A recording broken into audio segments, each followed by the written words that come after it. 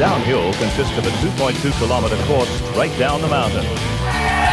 Certainly no place for the faint-hearted, with competitors reaching speeds of up to 80 kilometres per hour.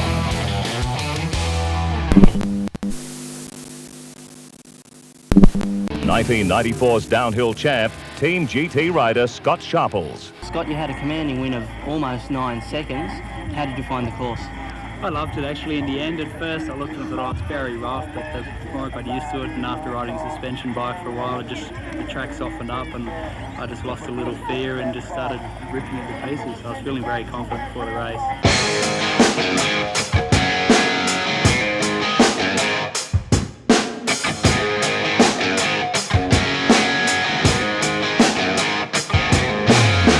So I do remember before I went to Thredbo seeing footage of guys just absolutely bombing down these grass ski slopes on short travel bikes and flipping over the bars, and I think it was on Nine's Wide World of Sport with all these crazy mountain bikers going down. Thredbo, and we're focusing on the Australian Mountain Bike Championships. It's been, to say the least, a rugged weekend for some of our leading mountain bike riders at Thredbo. That really stuck out in my mind, and it was something that I really wanted to go and do. But the reality was back then bikes were, they were nothing compared to what they are now. It was just a nightmare. I can't imagine actually riding those bikes ever again. I think the first bike I raced Thredbo on was a GT LTS. Suspension was simple at best. Really it was the equivalent of an entry-level bike today. No disc brakes, hitting up the trails on bikes like that down. Thredbo was effectively just a fire road from top to bottom then. So, riding down a fire road going 60, 70, 80 k's an hour with V-brakes and short travel and bad suspension and, an ice cream bucket for a helmet, it was just absolutely terrifying. Thredbo was just so fast and the bikes we had were so dodgy, like literally so dodgy. Had the first Hope disc brakes that came along, and like halfway down the run at Thredbo, because it's so long, I'd have to adjust them by putting my thumbs to the top of the brakes, and they had this little adjusting wheel. But I'd have to, while I was riding, try and adjust my brakes because they're pumping up so much. I can't imagine actually riding those bikes ever again.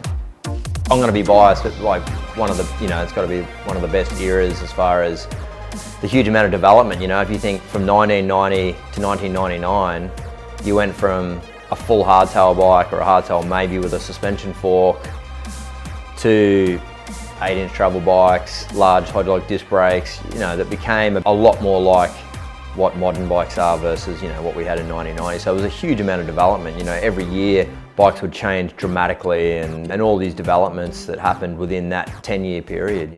Mountain biking in the 90s was phenomenal. You've got with the 90s in general, we saw mountain bikes progress from cantilever brakes through to V-brakes to disc brakes. We saw the introduction of suspension. We even saw the introduction of carbon coming into frames. All of that stuff happened through the 90s. Nationals were back there again in 93. So I devised a plan. It was a raw track cut on grass. So it was always really slippery and it was sort of bunted down the ski runs. It's quite hard and it was difficult to maintain traction. So I'd made a pair of tyres with steel screws in it, essentially like ice tyres, and the grip was phenomenal. You could no brake through any off-camber grassy turn, and it was pretty amazing. So it worked well for me. I ended up, even with a crash over the bars, winning the junior title in downhill. Cool. You had to be pretty careful. You didn't sort of end up on the back tyres. It would have, especially back then when we only wore Lycra, it was you had to be pretty careful. Bikes are so much better and so much more affordable. To think, what you can get for $4,000 now as a mountain bike versus what, 20 years ago you'd get for that money.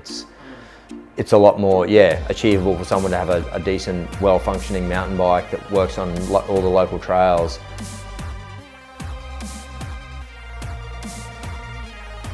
Slide forward about 50 years.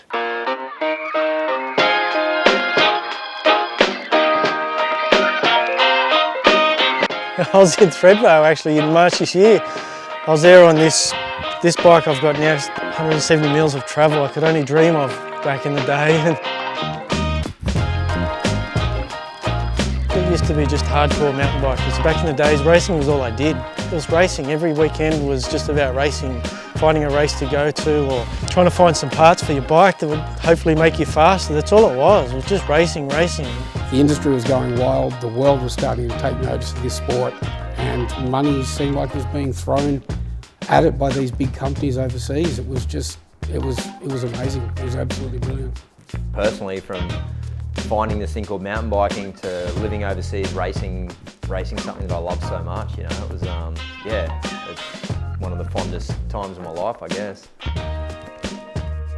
And these days, I just ride for my own fun, my own enjoyment, my own escape. And to be able to still go back to a place like Thredbo, it's just a lot more fun. Well, I retired from professional racing in 2010, but still after that spent a lot of time going up to Thredbo with my wife and now my daughter too. You know, Thredbo really probably from that point really transitioned more into a place that's just a place to go and ride rather than a place to race, which I think's been an amazing transition. You know, the sport used to be just basically cross country or downhill was really, you did one or the other, that was all there was, and then obviously, yeah, it's changed a huge amount, you know, it's really become a lot more focused around people just recreational riding, enjoying themselves. You've got sports like enduro, which has become a huge part. Enduro's been great.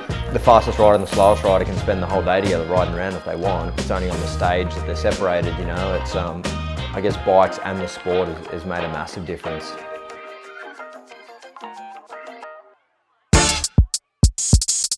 Transition from the 90s to the 2000s, there was a really key change.